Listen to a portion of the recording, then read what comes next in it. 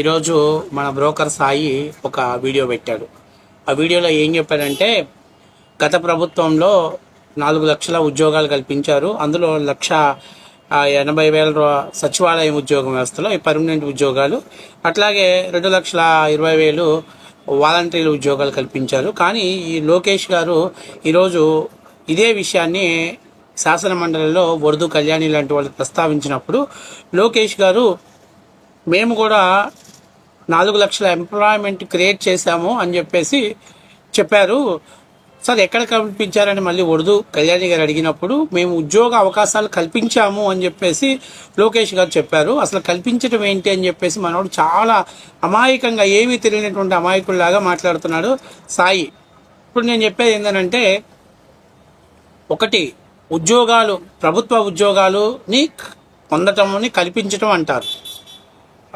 పొందడాన్ని ఉద్యోగాలు ఇచ్చాము అంటుంది ప్రభుత్వం. అట్లాగే ప్రైవేటు ఉద్యోగాలని అవి లభించడం అనేది పొందటం అంటారు. అంటే ఇప్పుడు ఉదాహరణ చెప్తున్నా, జగన్మోహన్ రెడ్డి గారు ఏం చేశారు, సచివాలయాలు అట్లాగే వాలంటరీ వ్యవస్థని దానిని ఇచ్చాము అని అంటారు. ఎందుకంటే ప్రభుత్వం మీద భారం పడుతుంది, ప్రభుత్వం దాన్ని ప్రతి నెల పే ఆఫ్ శాలరీ చెల్లించాల్సిన పరిస్థితి ఏర్పడుతుంది. అట్లాగా ప్రభుత్వానికి బడ్జెట్లో దాన్ని భారం పెడుతుంది. అయినప్పటికీ కొన్ని సేవలకు వాళ్ళని ఉపయోగించుకుంటారు కాబట్టి అది ప్రభుత్వం కల్పించింది కాబట్టి ప్రభుత్వ ఉద్యోగాలు అంటారు. ఇప్పుడు లోకేష్ చెప్పిన దానికి అర్థం ఏంటి, కల్పించాము అని అంటే, సపోజ్ ఇప్పుడు ఆంధ్రప్రదేశ్లో కియా పరిశ్రమను ఎస్టాబ్లిషన్ చేశారు. ఆ కియా పరిశ్రమ ద్వారా దాదాపుగా 13 నుంచి 15,000 మంది ఎంప్లాయ్మెంట్ని క్రియేట్ చేశారు. సో ఆ కంపెనీ ఆంధ్రప్రదేశ్లోకి రావడానికి కావాల్సినటువంటి ఎన్విరాన్మెంట్ని, వాతావరణాన్ని క్రియేట్ చేయడంలో రాష్ట్ర ప్రభుత్వం సక్సెస్ సాధించింది. ఆ కంపెనీ ఇక్కడ పెట్టడంలో రాష్ట్రం కీలక పాత్ర పోషించింది.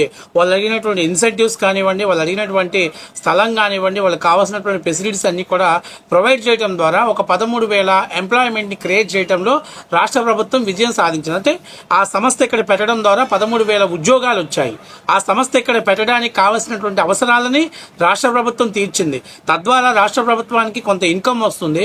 అట్లాగే ప్రతిసారి జీతాల రూపంలో ప్రతి ఒక్కరికి కూడా కంపెనీ శాలరీస్ని పే చేస్తుంది. కానీ జగన్మోహన్ రెడ్డి ప్రవేశపెట్టినటువంటి ఉద్యోగాలు ఇచ్చాము అనేటువంటిది, సచివాలయం కానివ్వండి, వాలంటీర్లు కానీ ప్రతి నెల రాష్ట్ర బడ్జెట్లో నుంచి వాళ్ళకి జీతాలు చెల్లించాలంటే ప్రతి సంవత్సరం రాష్ట్ర ప్రభుత్వం మీద అదనపు భారం పడుతుంది.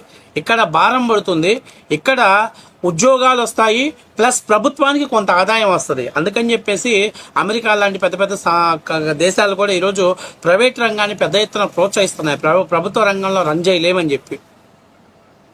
కాబట్టి ఇప్పుడు సాక్షిలో నేను చెప్పేది ఏంటంటే, సాక్షిలో సాయికి, ఉర్దూ కళ్యాణికి అందరికీ చెప్పేది ఏంటంటే, ఎంప్లాయ్మెంట్ అనేది క్రియేట్ చేయబడాలి. అంతేగాని ప్రభుత్వం ఇచ్చుకుంటా పోతే ప్రభుత్వం మీద అదనపు భారం పడుతుంది.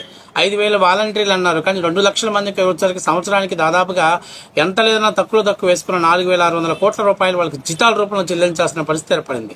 అదే 4,600 కోట్ల రూపాయలు కంపెనీలకి, ఇండస్ట్రీలకి రాయితీని ప్రొవైడ్ చేస్తే కనీసం ఎంత లేదన్నా ప్రతి సంవత్సరం 10,000 నుంచి 25,000 మంది ఎంప్లాయ్మెంట్ క్రియేట్ అయ్యేటువంటి అవకాశం ఎక్కువగా ఉంటుంది. 4 ఏళ్లలో నువ్వు ఇస్తానటువంటి 1,00,000 ఎంప్లాయ్మెంట్ అనేది అక్కడ కనిపిస్తుంది.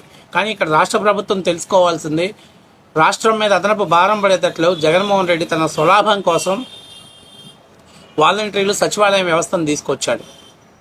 ఈరోజు రాష్ట్ర ప్రజలందరికీ తెలుసు ఎంత అదనపు భారం పడుతుందో. ఒక్కొక్క గ్రామంలో నుంచి ఈ ఎంప్లాయీస్కి జీతాలు చెల్లించడం కోసం రాష్ట్ర ప్రభుత్వం ఎంత అదనపు భారాన్ని చెల్లిస్తుందో కూడా అర్థం చేసుకోవాలి ఒకటి. సో అలాగే చంద్రబాబు నాయుడు గారు చెప్పింది, కియా కావచ్చు, ఫాక్స్కాన్ కావచ్చు, సెల్కాన్ కావచ్చు, లేకపోతే టాటా ఫుడ్ ఇండస్ట్రీస్ కావచ్చు, కజారే ఇండస్ట్రీ కావచ్చు, ఇలా అనేక కంపెనీలు, ప్రైవేట్ కంపెనీలు ఎస్టాబ్లిష్ అవ్వటం ద్వారా వాటి ద్వారా వచ్చేటువంటి ఎంప్లాయ్మెంట్ని ప్రభుత్వం కలుగు చేసింది అని అంటారు. అంతేగాని ప్రభుత్వం ఇచ్చిందని చెప్పర్రా బ్రోకర్. సో ఆయన చెప్పింది కూడా అదే, కొత్త ఉద్యోగాలు రావటానికి కావాల్సినటువంటి ఎంపవర్ని, అలాగే కావాల్సినటువంటి ఫెసిలిటీస్ని మేము ప్రొవైడ్ చేశాం అని చెప్పాడు లోకేష్. తద్వారా ఆంధ్రప్రదేశ్లో కంపెనీలు ఎస్టాబ్లిషన్ అయ్యాయి, తద్వారా యువతకు ఉద్యోగ ఉపాధి అవకాశాలు పెరిగాయి అని చెప్పాడు. అంటే ఇది తెలియకుండానే నువ్వు జర్నలిజం చేసావా? తెలుసు. కాకపోతే ఏంటంటే జగన్ని హీరో చేయాలి, లోకేష్ను జీరో చేయాలి. వైసీపీ ప్రభుత్వం సూపర్ డూపర్ హిట్ అయింది, కూటమి అట్రప్లాప్ అయిందని చెప్పడం కోసం అని చెప్పేసి అశ్విద్ధామ అతహ కుంజర ధ్వని అని చెప్పేసి తమకు ఎంతవరకు కావాలో అంతవరకు సబ్జెక్ట్ తీసుకుని అది ప్రజల మైండ్లోకి ఎక్కించడంలో సాయి చాలా సూత్రధారిగా చాలా టెక్నికల్గా పనిచేస్తాడు.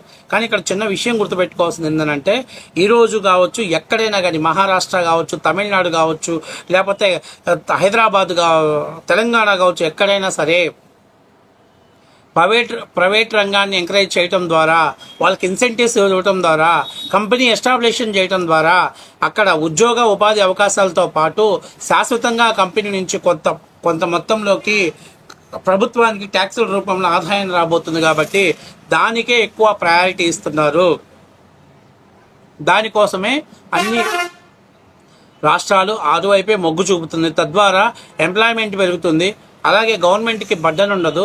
గవర్నమెంట్కి రానున్న రోజుల్లో కాస్త కూస్తో ఆదాయం వస్తుంది. కాబట్టి ఇంకా వెల్ఫేర్స్ని డెవలప్మెంట్ చేసుకునే అవకాశం ఎక్కువగా ఉంటుంది. అంతేగాక ప్రైవేట్ రంగాల కంపెనీలు రావటం ద్వారా ఇవి కంపెనీలు ఇచ్చేటువంటి ప్రత్యక్ష ఉద్యోగాలతో పాటు అక్కడ ఉన్నటువంటి రియల్ ఎస్టేట్ వ్యాపారం పెరుగుతుంది, కన్స్ట్రక్షన్ బిజినెస్ పెరుగుతుంది, ఫుడ్ బిజినెస్ పెరుగుతుంది. ఇట్లా ఇంకా కొంతమందికి ప్రత్యక్ష పరోక్షంగా దాని మీద ఆదాయాన్ని చేకూరుతుంది. కాబట్టి ఇవన్నీ కూడా సాయికి తెలుసు. కాకపోతే సాయి వైసీపీలో తీసుకుంటున్నటువంటి డబ్బులకి న్యాయం చేయాలి. కాబట్టి అవన్నీ కూడా మింగేసి ఏమీ తెలియనట్టు అమాయకుల్లా ఫేస్ పెట్టేసి మీడియా ముందుకు వచ్చేసి మాట్లాడతారు. ఈరోజు నేను అడుగుతున్న, భారతదేశంలో మహారాష్ట్ర పోటీ పడుతుంది ఇండస్ట్రీస్లో, అట్లాగే గుజరాత్ పోటీ పడుతుంది, తెలంగాణ పోటీ పడుతుంది, తమిళనాడు పోటీ పడుతుంది, కర్ణాటక పోటీ పడుతుంది. వీటన్నిటితోటి ఆంధ్రప్రదేశ్ 2019 వరకు పోటీ పడింది.